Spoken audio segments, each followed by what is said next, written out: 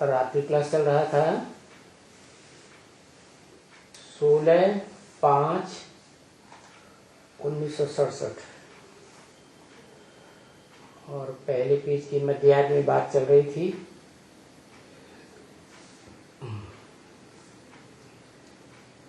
पहले पहले जो रचना होती है वो ऐसे ही होती है ना।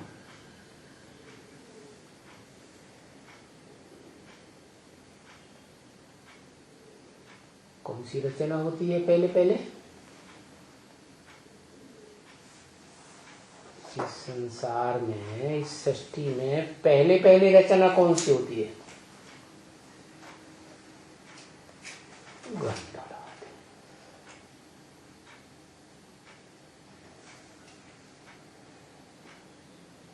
प्रकृति रचना होती है। मां रचना होती है। अरे शिव बाप आते हैं तो पहले पहले कौन सी रचना होती है?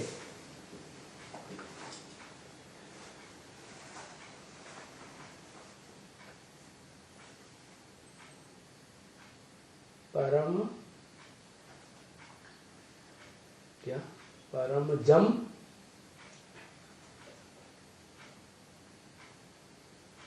परम ब्रह्म नहीं, वो तो नाम रखते हैं। नाम तो किसी देहधारी का ही रखा जाएगा। तो देहधारी पहले हुआ कि नाम पहले हुआ है? बच्चा जन्म लेता है तो छठे दिन जब छठी होती है तो उसका नाम रखा जाता है। तो बच्चा पहले या नामधारी पहले? पहले कौन हुआ? बच्चा पहले हुआ। तो मासूक की रचना करते हैं। अरे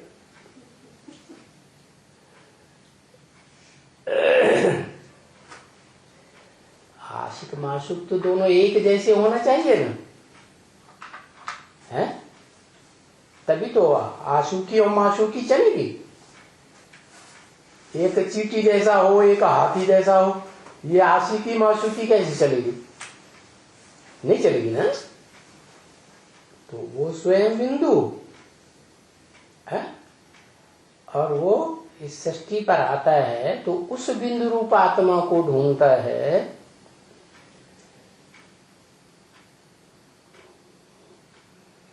जो अंतिम जन्म में भी आत्मिक स्टेज में रहता है। क्या?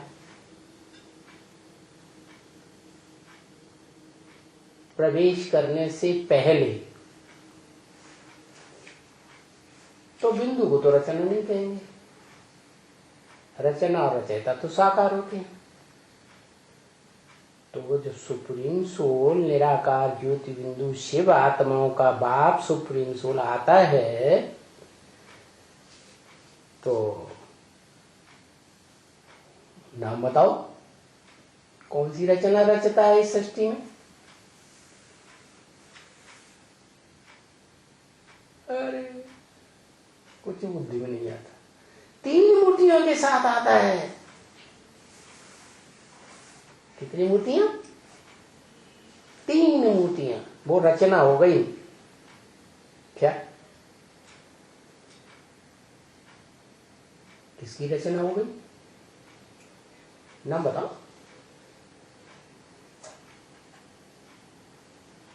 नाम बताओ। शिव की रचना हो गई। शिव साकार है कि निराकार?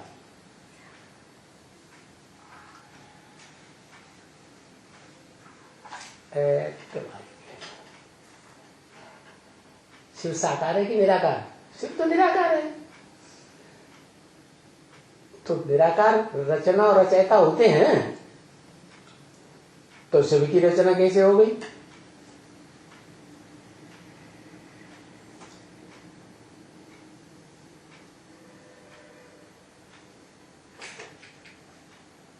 शिव बाबा मना वो निराकार साकार में प्रवेश करता है, उसी समय क्या हो जाता है? साकार बन जाता है। क्या? जिससे प्यार किया जाता है तो उसके मुआफिक बनना पड़े ना, नहीं बनना पड़े। तो वो जिससे प्यार करता है, आशिक बनकर सुप्रीम सोल इस सृष्टि पर कौन से देश में आता है? भारत देश में आता है। तो भारत पर आशिक हुआ। भारत देश एक जड़ जमीन का भी नाम है, लेकिन वो तो चैतन्य आत्मा है, सुप्रीम सोल। तो इस जड़ जमीन में भी, भारत देश में भी जो चैतन्य आत्मा है, विशेष पार्टधारी, हीरो पार्टधारी, जिसका नाम ही है भारत। क्या? भा माने ज्ञान की रोशनी, रत माने लगा रहने वाला।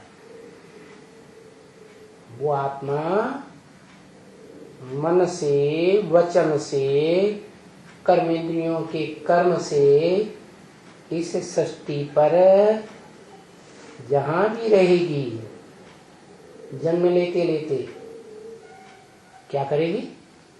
ज्ञान की रोशनी में रत रहेगी, लगी रहेगी।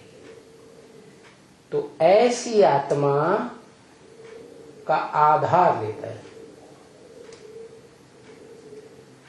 और आधार लेकर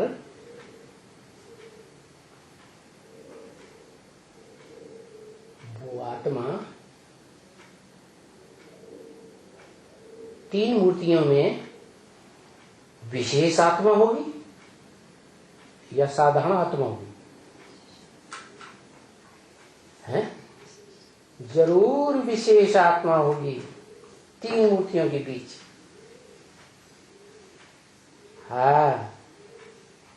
वो गाया जाता है, ब्रह्मा की मूर्ति, विष्णु की मूर्ति और शंकर का पार्ट बजाने वाली मूर्ति।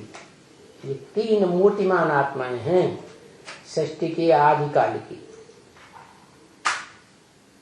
तो बताया कि पहले पहले रचना भी ऐसी ही होती है जैसा रचयिता होता है। तो इस सृष्टि में पहली पहली रचना त्रिमूर्ति तो है, तीन मूर्तियों के साथ आता है, लेकिन उनमें भी तो कोई प्रोमिनेंट मुख्य मूर्ति होगी ना, तभी तो कहा जाता है देव देव महादेव, ब्रह्मादेव, विष्णुदेव और फिर उनसे भी ऊंचे महादेव। तो जिस महादेव वाली आत्मा में, पार्ट बजाने वाली देव आत्मा, महान आत्मा में वो मुकर्रर रूप से प्रवेश करता है, वो महान आत्मा कैसे कही जाए कि वो पहली रचना है तीन मूर्तियों में भी? तो ये तो पक्का है कि जब आता है तो जहां भी आता होगा, जिस देश में भी आता होगा, जिस शहर में भी आता होगा, शहर के जिस मकान में भी आता होगा, वो तीन मूर्तियां इकट्ठी तो जरूर होंगी। क्या अकेला आता है कि आता है तो तीन मूर्तियां भी होती हैं? तीन मूर्तियां भी होती हैं, तीनों मूर्तियां होती हैं, लेकिन वो आता कौन सी मूर्ति में है सबसे पहले? ऐसे तो नहीं तीनों मूर्तियों में इकट्ठा आता होगा, है? जब आता है तो अकेला नहीं होता, 3 मूर्तियां होती हैं, लेकिन कोई तो पहली पहली प्रोमिनेंट मूर्ति होगी ना, जिसमें मुकर्रर रूप से प्रवेश करके पार्ट बजाए है। तो जिसमें प्रवेश करता है वो है मनुष्य सृष्टि का बीज रूप बाप।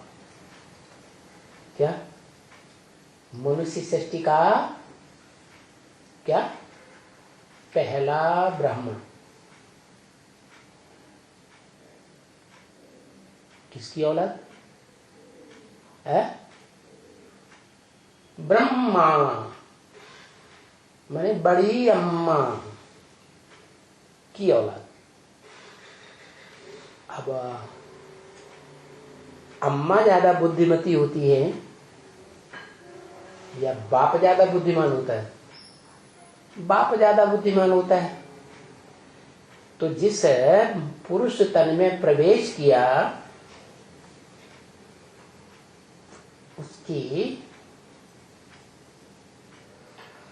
उस पुरुष अर्थात आत्मा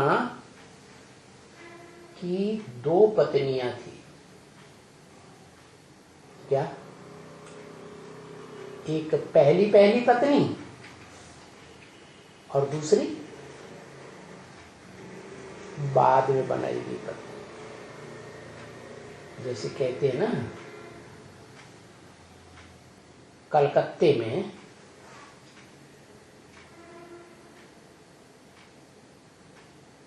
क्या खासियत बताई उस शहर की हिस्ट्री में है? बताइए।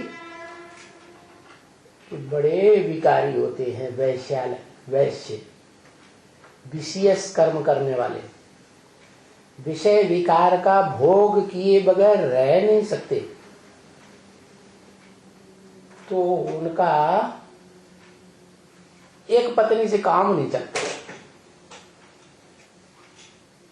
तो उस प्रसिद्ध वैश्यालय में, जो हिस्ट्री में कलकत्ता प्रसिद्ध रहा, वो 2 प्रकार की होती थी पत्नियां।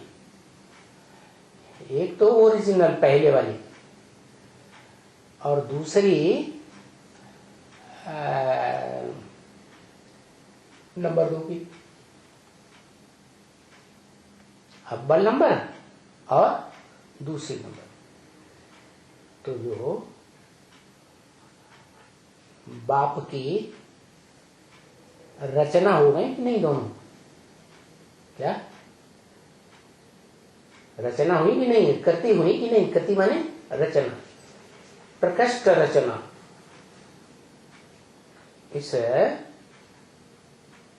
वसुधैव कुटुंबकम कहें तो उस वसुधैव कुटुंबकम का जो बाप है, उसकी पहली रचनाएं, उनका नाम पड़ा प्रकृति। और गीता में 2 प्रकार की प्रकृति बताई गई। क्या क्या? क्या क्या? परा प्रकृति, परे से परे स्टेज में रहने वाली, आत्मिक स्टेज वाली, और दूसरी अपरा प्रकृति, नीचे किसी की। तो 2 पत्नियां थी। प्रजापिता को कहो, आदम को कहो, उस आदिदेव कहो, उसको 2 पत्नियां, उनमें एक अव्वल नंबर और एक बाद में बनाई गई 2 नंबर की। वो भी सृष्टि के आदिकाल की बात है ना।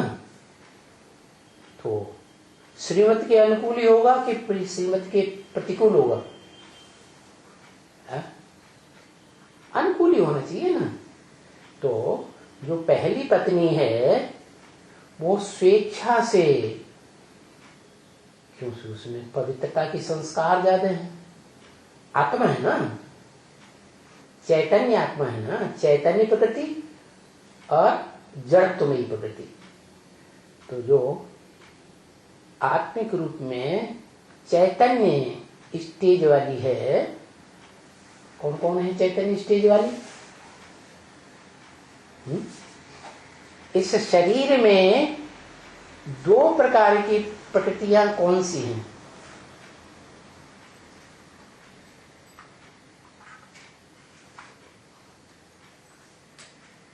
बताओ बताओ। अरे एक और ले आओ ब्लैक बोर्ड, नहीं तो इधर उधर छीनते रहते हैं।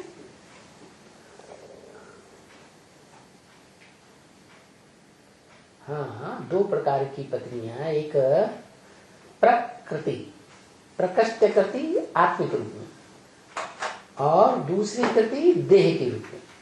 जैसे शिव आया इस सृष्टि पर, तो प्रकृष्ट कृति कौन हुई? शिव ने जो इस सृष्टि पर आकर रचना की, तो पहले पहले किसकी रचना की?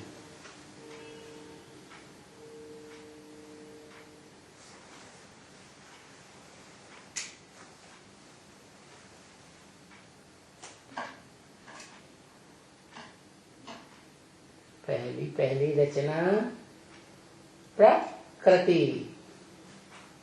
अव्वल नंबर। परा प्रकृति, परे ते परे रहने वाली प्रकृति।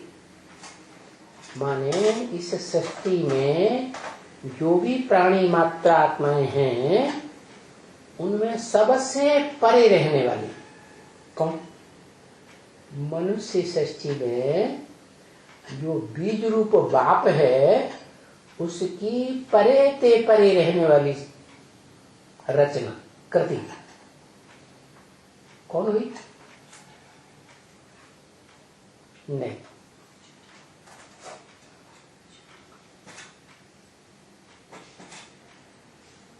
लक्ष्मी। वो परे ते परे रहने वाली इसलिए है कि वो महागौरी का पार्ट बजाने वाली है। साधारण गोरा पार्ट नहीं बजाती है। 84 जन्म एक ही पार्टधारी आत्मा के साथ उसका देह का संबंध पत्नी के रूप में बनता है। क्या सामान्य बात है? कोई सामान्य बात नहीं है। तो एकदम शुद्ध आत्मा तो परा प्रकृति हो गई कि नहीं? प्रा माने प्रकृष्ट, कृति माने रचना। रचना कैसे? किसने रची? शिव आता है तो जिसको अपनी प्रकृति बनाता है, पहली पहली देवदेव महादेव रूपी मूर्तिमान आत्मा को, तो उसमें दोनों ही हैं, शरीर भी है और आत्मा भी है। और वो इस सृष्टि रूपी रंगमंच पर दोनों ही सदा काल रह करके पार्ट बजाने वाली आत्मा है। शरीर भी है और आत्मा भी। तो आत्मा हो गई परा प्रकृति शिव की। परा प्रकृति कैसे? कृति कैसे है? कृति माने रचना। रचना रचने का तो टाइम होता है। तो क्या आत्मा की रचना रची जाती है? आत्मा की तो रचना नहीं। आत्मा अनादि है या कोई टाइम पर रची जाती है? अनादि है। तो फिर वो कृति कैसे हो गई? रचना कैसे हो गई?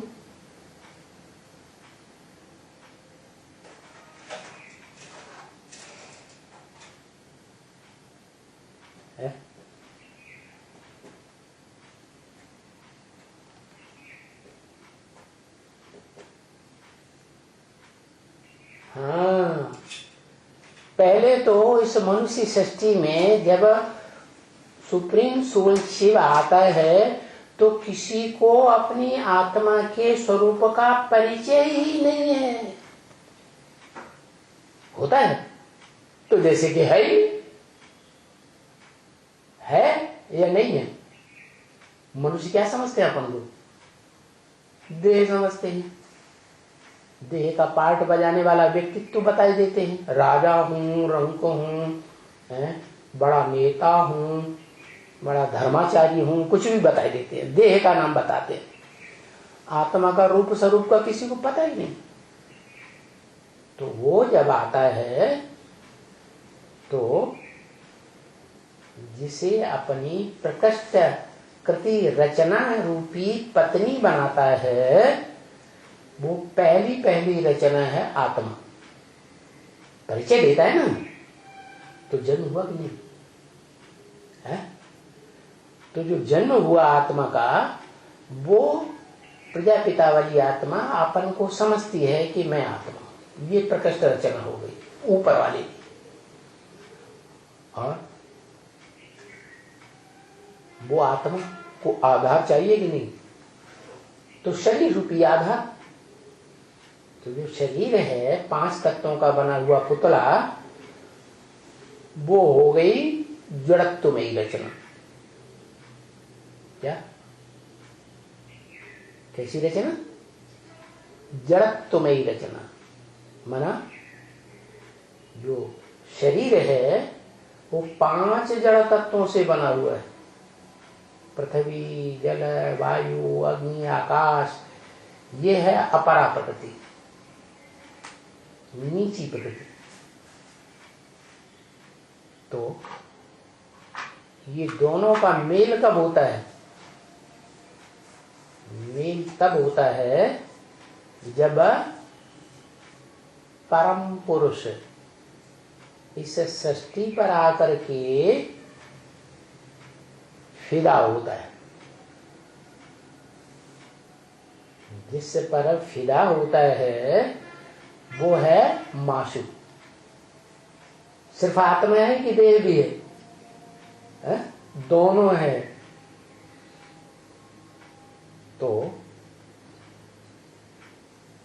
आत्मा भी है और आत्मा का वो जो बाद में तैयार होता है, सात्विक चोला, षष्ठी के आदि में, वो सात्विक चोला भी है। 5 जड़ तत्वों का बना हुआ। मानी षष्ठी के आदि से ही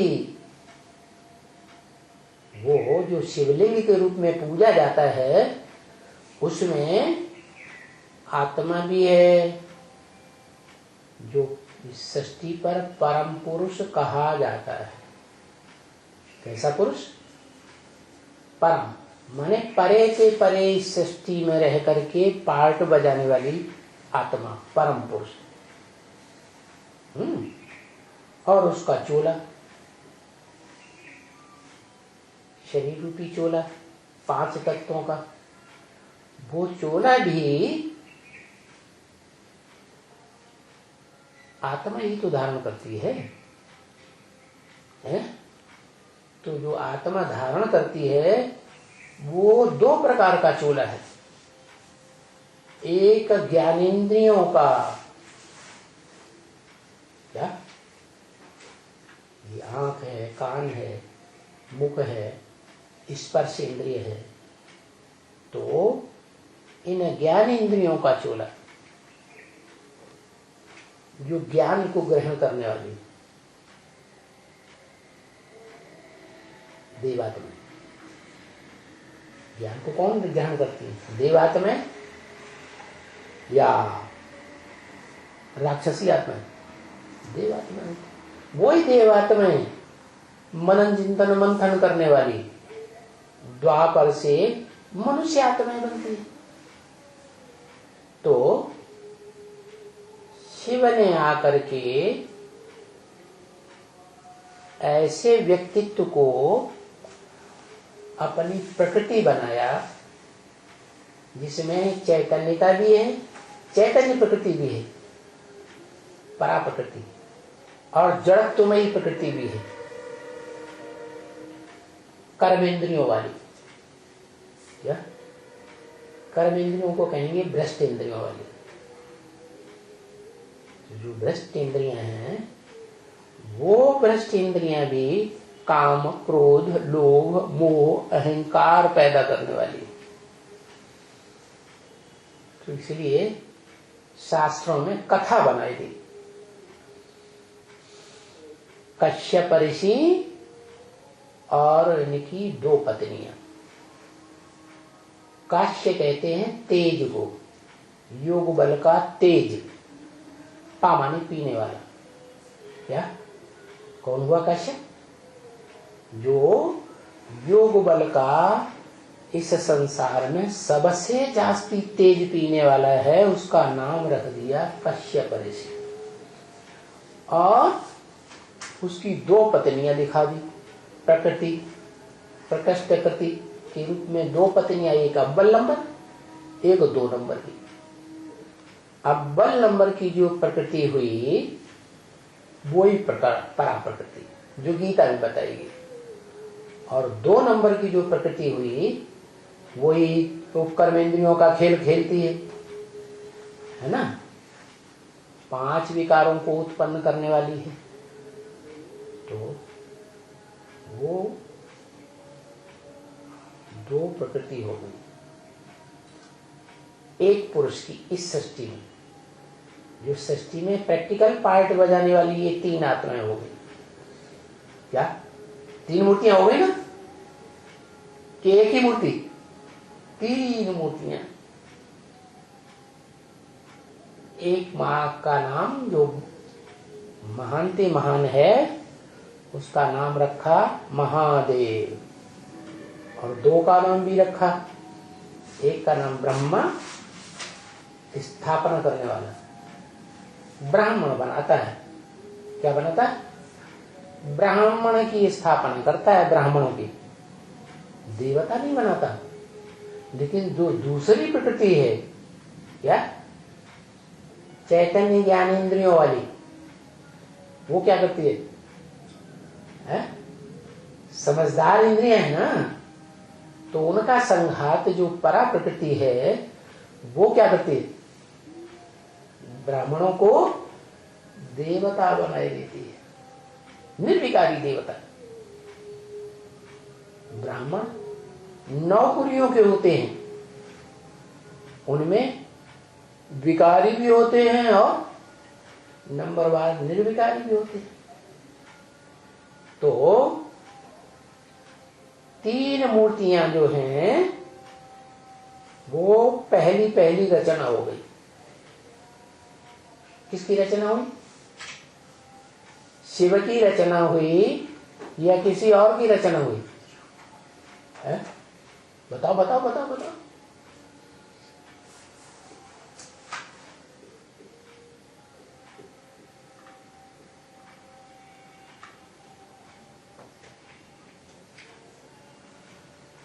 शिव की रचना मोहता जी बता रहे, ये बता रहा शिव बाबा की रचना।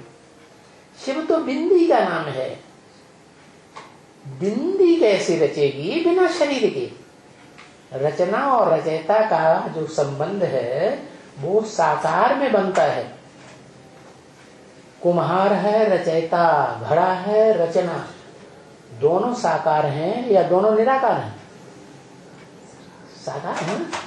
तो शिव जब साकार सृष्टि में आके किसी साकार मनुष्य तन में प्रवेश करता है, जिसको आदम कहते हैं, आदिदेव कहते हैं, शंकर, तो क्या कहा जाता है? वो आत्मा और शरीर दोनों का मेल है। भले जिसे आदम कहते हैं वो आखिरी जन्म में पत्थर बुद्धि बन जाता है। क्या पत्थर बुद्धि राक्षसों के संग के रंग में आते आते, तो भी उसमें आत्मा तो है ना। क्या तो पहला ब्राह्मण कौन?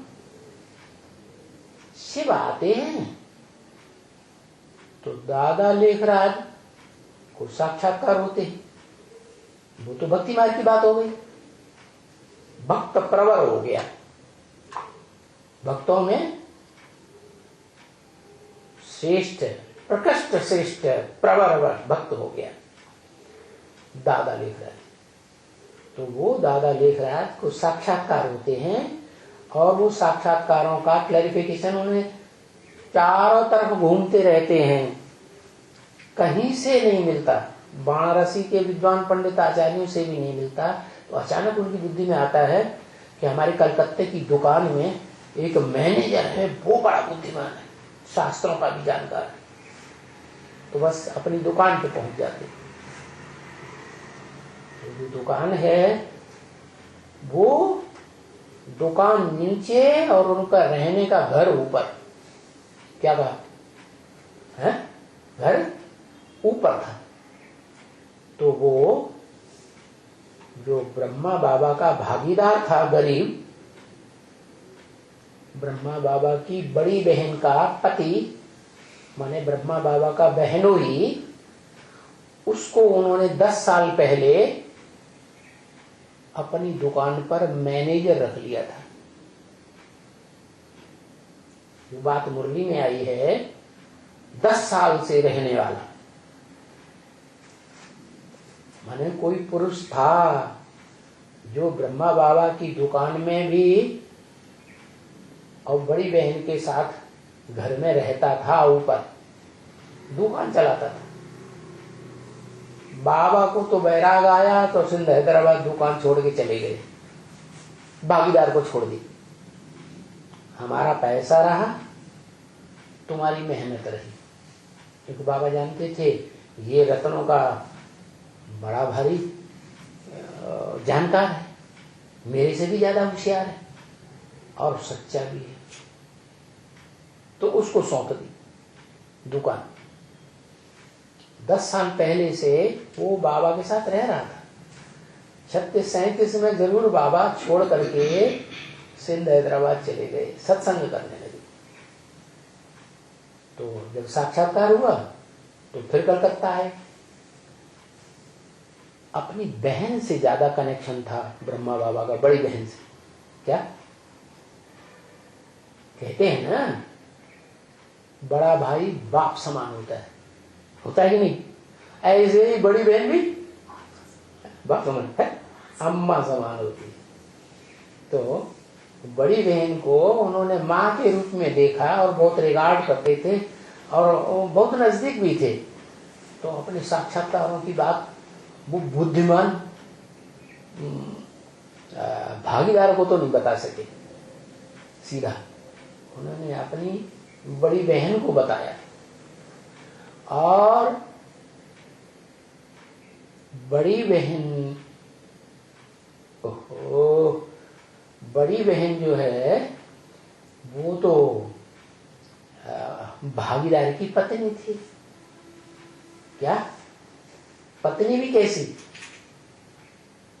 वैष्णवी रूपा पत्नी या साधारण पत्नी है? सृष्टि के आदि में भी विष्णु था। नई सृष्टि जब तैयार हुई तो आदि में सो अंत में भी वो दोनों ही, जो नरसा नारायण बना, नारी से लक्ष्मी बनी सृष्टि के आदि काल में। कलयुग के अंत में महाविनाश काल के बाद जो आदि नारायण और आदि नारायणी बनी थी, तो दोनों के संस्कार मिलके एक थे कि नहीं थे? हैं? तो जो लक्ष्मी है पूरी अनुगामिनी होती है किसकी? नारायण। किसी बात में विरोध करने का कोई सवाल ही पैदा नहीं होता। तो अंतिम जन्म में भी वो विष्णु रूप ही थे। क्या आदि में सो अंत में। तो उनकी हिम्मत नहीं हुई कि वो प्रजापिता से ये भक्ति मार्ग की अंधश्रद्धा की बात बताएं। क्या बात? कि साक्षात्कार हुआ या सपना हुआ और इसका क्या अर्थ है? तो जो ब्रह्मा बाबा की बड़ी बहन थी, उसने अपनी बात अपनी घर में रहने वाली जो भागीदार की दूसरी पत्नी थी ना, उसको बताया। दूसरी पत्नी को घर में क्यों रख लिया? कलकत्ते में तो जो खास वैश्या होती है उसको अलग घर बना के देते हैं। कोई भी पत्नी साउथ को अपने साथ थोड़ा ही रखती है। लेकिन नहीं, मुरली ने क्या बोला? मुरली में बाबा ने कुछ बोला? अरे ऐसे कैसे जवाब देंगे? कोई डायरेक्शन दिया बाबा ने? क्या डायरेक्शन दिया? माताओं को डायरेक्शन दिया है खास।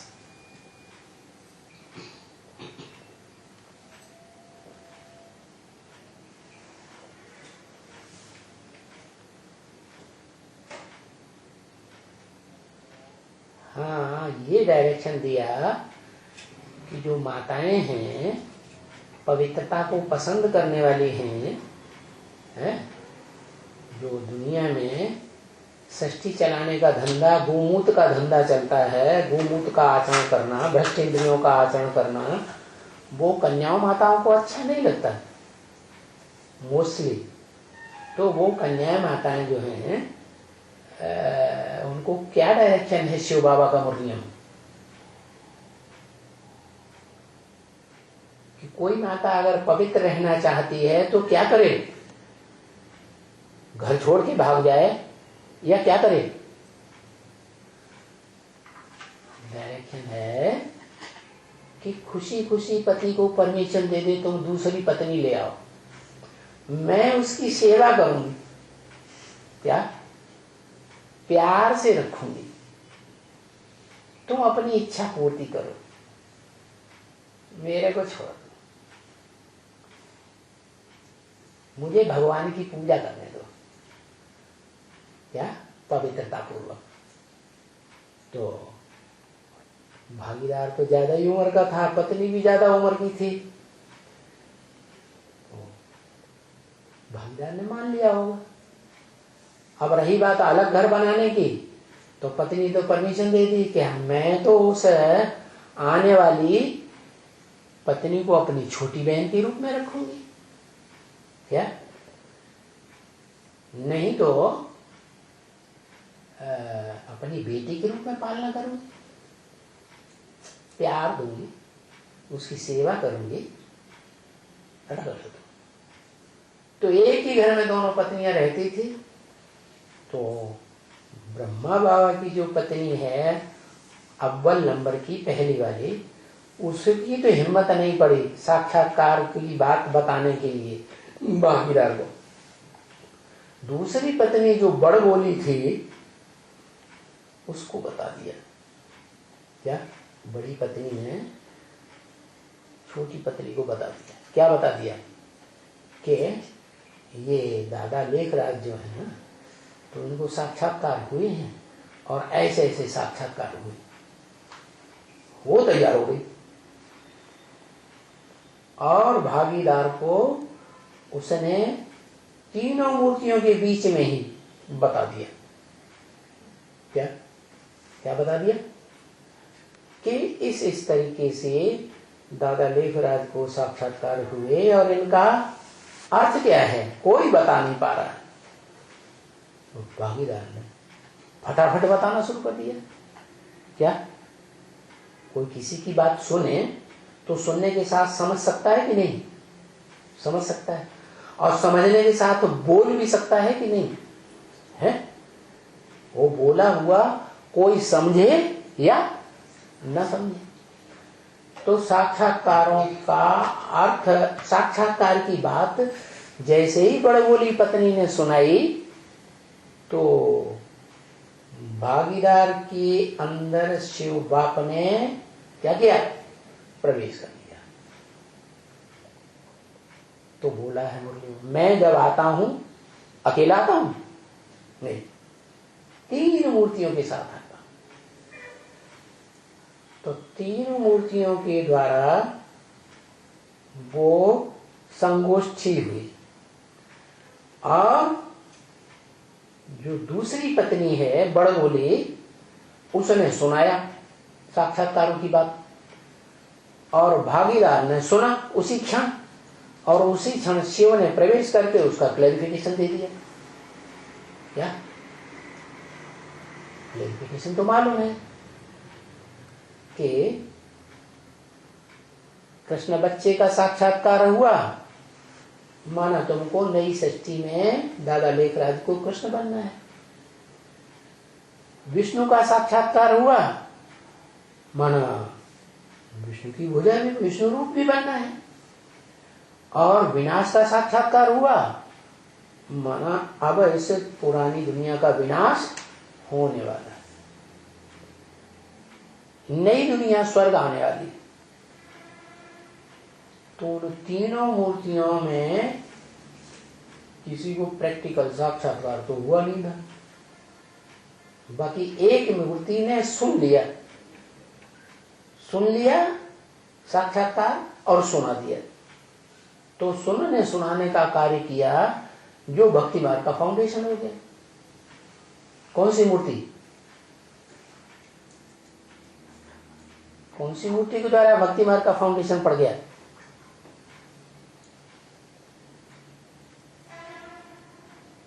ब्रह्मा के द्वारा पड़ गया।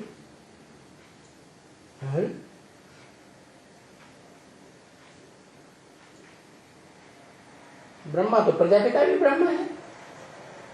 कौन सी प्रकृति? प्रकृति तो दो बता दी। शरीर रूपी प्रकृति, मन,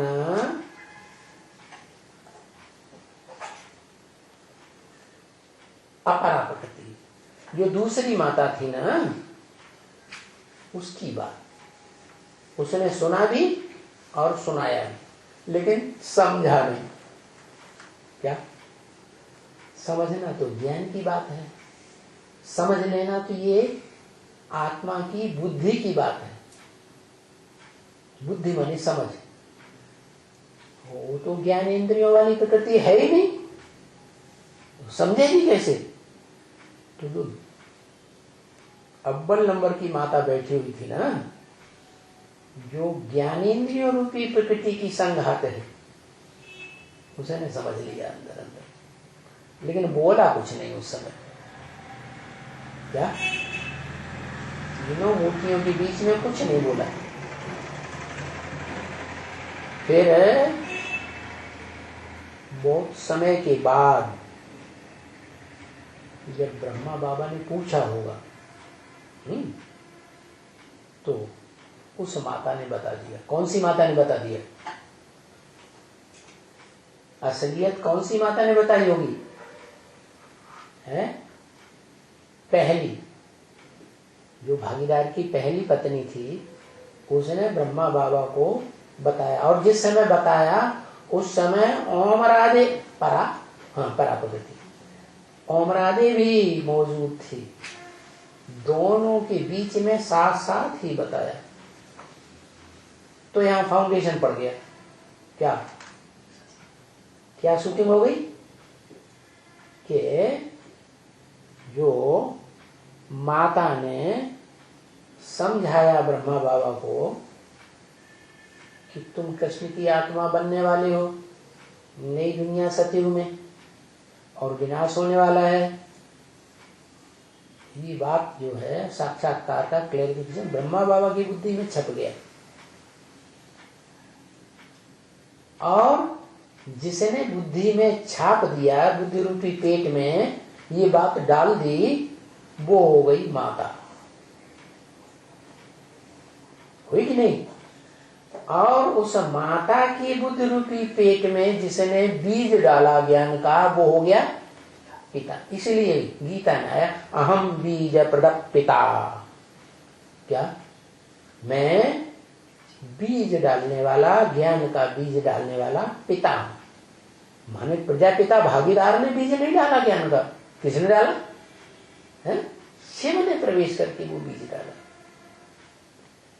तो इस तरह ये तीन मूर्तियां रचना हैं। क्या है? पहले ब्राह्मण की रचना।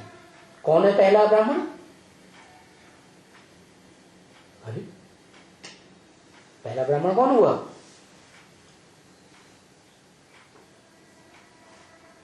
ब्राह्मण किसका बच्चा? ये है ना लाल वाला। दूसरा मंगा लो। है ये नाम तो बाद में दिया जाता है। पहले प्रजापिता ब्रह्मा, क्या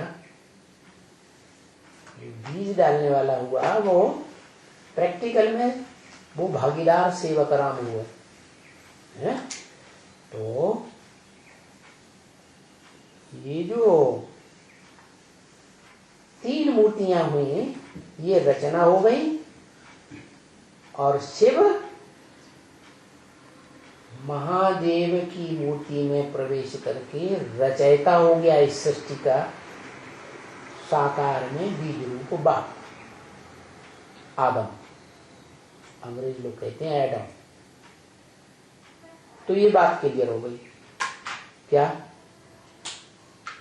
प्रजापिता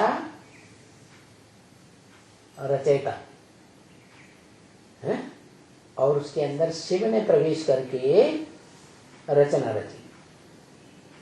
तो जो रचना रची वो देवता हुए, पहली सृष्टि के देवता ब्रह्मा, विष्णु और शंकर। तो ऐसे रचना होती है, जैसा बाप वैसी रचना। बाप भी साकार तो रचना भी साकार। और पहली रचना हुई ब्राह्मण की। क्या पहला ब्राह्मण कौन हुआ? कौन हुआ पहला ब्राह्मण? और किसने बनाया? बनाने वाला कौन हुआ प्रैक्टिकल में?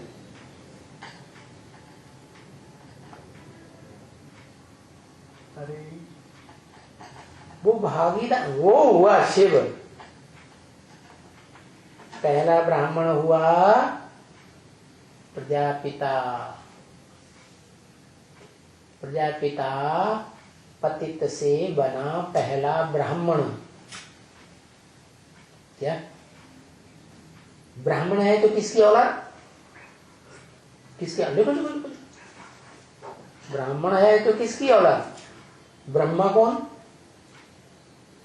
कौन ब्रह्मा की औलाद है? वो परम ब्रह्म है। जो प्रकृति है वो है परम ब्रह्म, वो भी नंबर 2 की प्रकृति।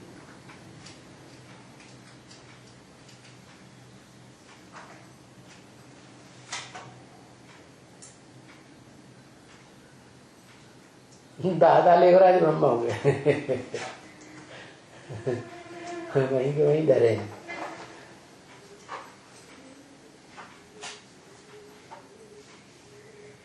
अरे ब्राह्मण किससे पैदा होता है? ब्रह्मा बाबा से। हाँ।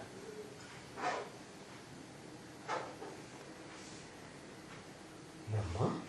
अरे ब्रह्मा तो 4-5 है, कौन से ब्रह्मा से?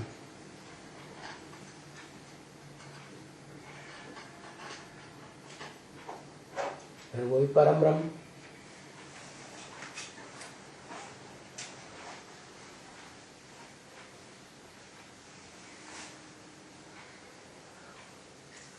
उस जड़त्वमयी ब्रह्मा से पैदा हुआ पहला ब्राह्मण, जिसने सिर्फ सुनाया और सुना। परम ब्रह्म। 2 नाम दीजिए। परम ब्रह्म क्यों लिखा? फिर हो इन्होंने लिखा तो बिगाड़ो पहले उसे। हाँ, कौन सी ब्रह्मा की औलाद है पहला ब्राह्मण?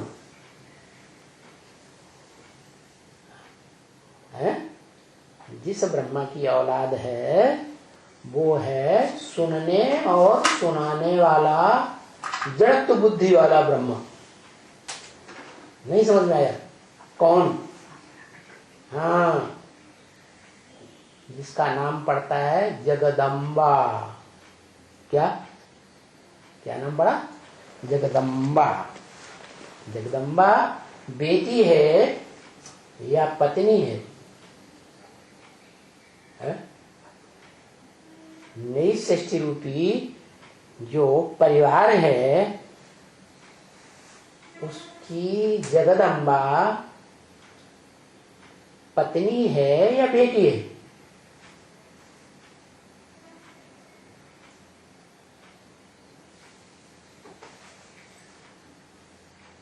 जगदम्बा पत्नी है, बेटी नहीं।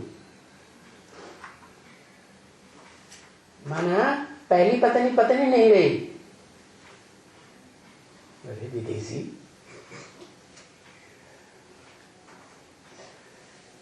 है पहली पत्नी पत्नी नहीं रही तो दूसरी पत्नी क्या हुई है? अरे दूसरी पत्नी बनाई तो उसको पहली पत्नी हाँ बेटी हुई। जैसे यहाँ दादा लेखराज ब्रह्मा और उनकी बेटी सरस्वती, वाक देवी, वाचा वाली देवी, बहुत बोल बोल करती है क्या, लेकिन ये नहीं समझी कि जिसको मैं फॉलो कर रही हूं मन वचन कर्म से, वो भगवान का रूप नहीं है क्या। ये ब्रह्मा जिसकी शास्त्रों में, मूर्तियों में, मंदिरों में पूजा ही नहीं होती, वो भगवान कैसे हो सकता। उस बेटी की बुद्धि में ये नहीं आया, मैंने वाचा चला दी अच्छी अच्छी। जगदम्बा सरस्वती ओम राधे की कभी वाणी सुनी? सुनना, दम से वाणी चलाती है, दबा दब। ब्रह्मा बाबा इतना कंसंट्रेटेड होकर भी नहीं बोल पाते। वो एक पॉइंट को लेकर के धड़ाधड़ एक ही पॉइंट का विस्तार करती चली जाती, इतनी बोलने में होशियार। लेकिन वो तो 2 नंबर की सृष्टि है। पहले नंबर की सृष्टि जो है वो हुई थी ओम मंडली ब्राह्मणों की, और दूसरी नंबर की ब्राह्मणों की सृष्टि हुई ब्रह्मा कुमारी ईश्वरी विश्वविद्यालय। उस ब्रह्मा कुमारी ईश्वरी विश्वविद्यालय जो 2 नंबर की सृष्टि हुई ब्राह्मणों की, उसकी ब्रह्मा की बेटी है। नहीं समझ में आ रहा है? तो जो पहले नंबर की सृष्टि थी जिसे नाम दिया गया ओम मंडली, आ उ मा, तो उसमें ब्रह्मा कौन? आ। विष्णु उ कौन? महेश कौन? कौन? ब्रह्मा कौन हुआ ओम मंडली में? अव्वल नंबर ब्रह्मा कौन हुआ?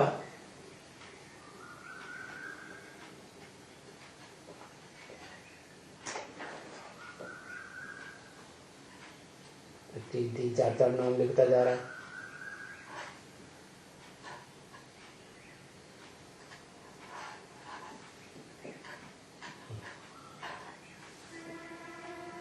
अव्वल नंबर ब्रह्मा महेश हुआ, वो तो बाप हो गया, प्रजापिता हो गया। अव्वल नंबर का ब्रह्मा अपरा प्रकृति, विष्णु परा प्रकृति, दूसरे नंबर का ब्रह्मा। हम विष्णु में इसकी बात नहीं कर रहे, हम ब्रह्मा की बात कर रहे। जिस ब्रह्मा से पहले नंबर के ब्राह्मण ने जन्म लिया, वो ब्रह्मा कौन?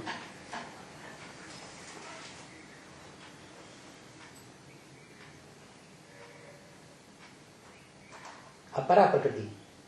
हाँ, जिसने सुना और सुनाया, सुनने सुनाने का काम किया है। जैसे दादा लेखराज ब्रह्मा ने क्या किया? सुनने सुनाने का काम किया। बाकी अकल में उनके कुछ नहीं बैठा कि मैं सतयुग में कृष्ण बच्चा तो बनूंगा, लेकिन मेरे को जन्म देने वाला बाप कौन होगा? बस बच्चा बुद्धि बन के रह गया। तो ऐसे ही ओम मंडली में वो ब्रह्मा कौन जिससे पहले ब्राह्मण का जन्म हुआ?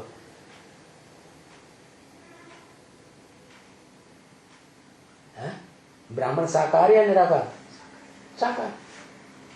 तो जो साकारी प्रकृति है, पृथ्वी जलवायु अग्नि आकाश वाली जड़त्व में, तो वो हुई जगदम्बा। क्या वो बेटी है कि ब्रह्मा है? तो ब्रह्मा क्यों, और ब्रह्मा ब्रह्मा कैसे हो गई?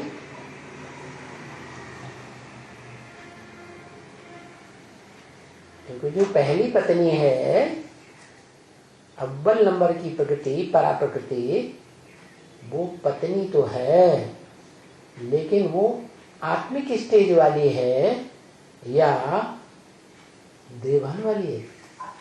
आत्मिक स्टेज वाली है, बोल बोल करने वाली ज्यादा नहीं है। और ये जो बेटी पैदा हुई, ये कैसी है? बोलती बहुत। ये जब तामसी बनती है तो बड़ी लंबी जीभ दिखाई जाती है इसकी, महाकाली। तो ये बोल बोल करने वाली जो है ना, उसने बोल दिया, और जो कुछ है बोलने के बाद सुना, सो ही सुना दिया। ओ, ब्रह्मा बाबा को बुद्धि में नहीं बैठा। तो पहला ब्राह्मण कौन हुआ? ब्रह्मा की औलाद कौन हुआ?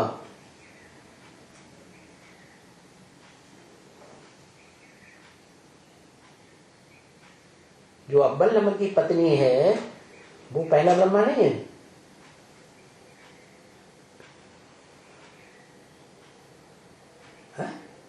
नहीं, अव्वल नंबर की पत्नी पहला ब्रह्मा नहीं है। अरे हाँ ना कर दो, ऐसे ही लिखने की क्या?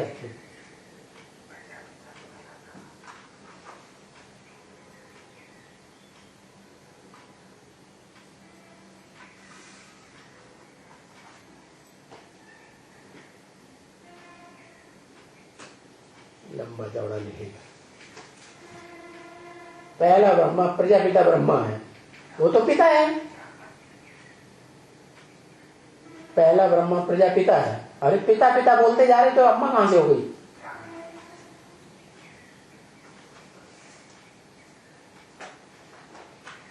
है? विष्णु है पहला ब्रह्मा। अरे विष्णु तो अंतिम स्टेज है, संपन्न। जब पुरुषार्थ पूरा होगा ब्रह्मा का, तब बनता है विष्णु। न प्रजापिता है पहला ब्रह्मा, वो पिता है, वो अम्मा कहां से हो गया? बाकी उसकी जो पत्नी है, अव्वल नंबर पत्नी, वो आत्मिक स्टेज वाली है। क्या? ब्रह्मा तो विकारी दिखाया जाता है, दाढ़ी मूंछ वाला। क्या? तो प्रैक्टिकल में अम्मा का पार्ट बजाने वाली बेटी हुई। जैसे दादा लिख रहा है, ब्रह्मा तो है, लेकिन प्रैक्टिकल में परिवार को पालने वाली अम्मा हुई। प्रैक्टिकल में परिवार की पालना पुरुष तन कर सकता है? नहीं कर सकता ना।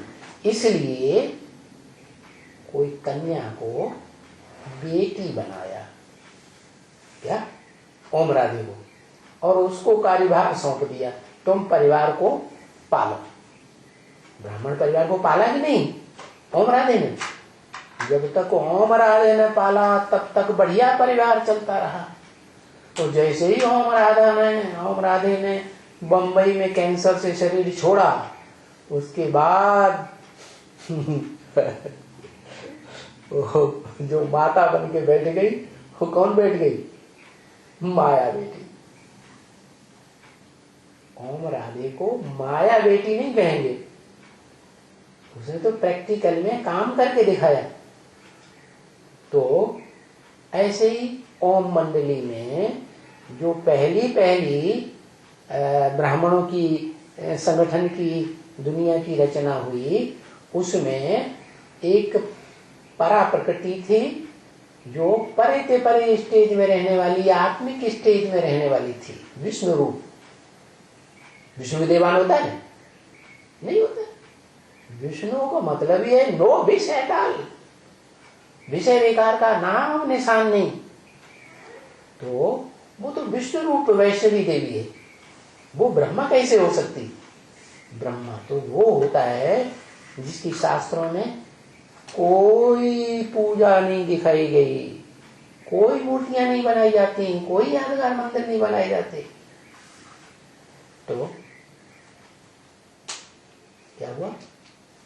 बोल बोल बोलने वाली माता यज्ञ के आदि में थी 2 नंबर की माता। तो वो 2 नंबर की माता जो है, जैसे आज के क्या कंट्रोल करने वाले हैं वसुधा को, वसुधा माने पृथ्वी को कंट्रोल करने वाले नेताएं हैं, उनमें क्या शिफ्ट होती है, क्या होशियारी होती है ज्यादा? हाँ, बोल बोल बहुत कर लेते, बड़े बढ़िया लंबे चौड़े भाषणबाजी करेंगे। क्या जो गद्दी पे बैठेगा भारत देश में, हम भारत को स्वर्ग बनाएंगे, हम ऐसा प्लान बनाएंगे, हम वैसा प्लान बनाएंगे, क्या पंचवर्षीय योजना 1 बार बनाएंगे, 2 बार बनाएंगे, तीसरा बनाते ही चले जाते हैं और नरक बनता जाता है। बोल बोल करते हैं लेकिन प्रैक्टिकल में कुछ भी कर नहीं पाते। तो वो बोल बोल करने वाली जो माता बने वो बेटी बने प्रजापिता ब्रह्मा की। क्या वो बेटी जो बोल बोल करने वाली थी उसके मुख से निकला।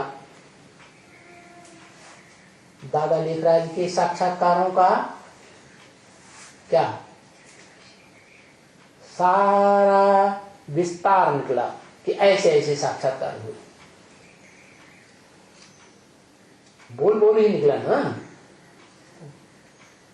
भागीदार ने, प्रजापिता ने समझ लिया।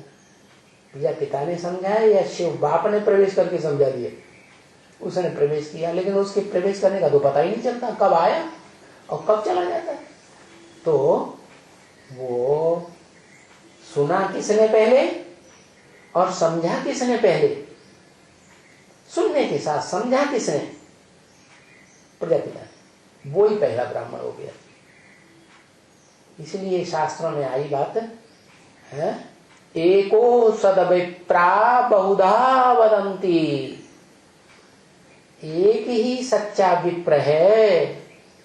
क्या? एक ही सच्चा विप्र माने ब्राह्मण।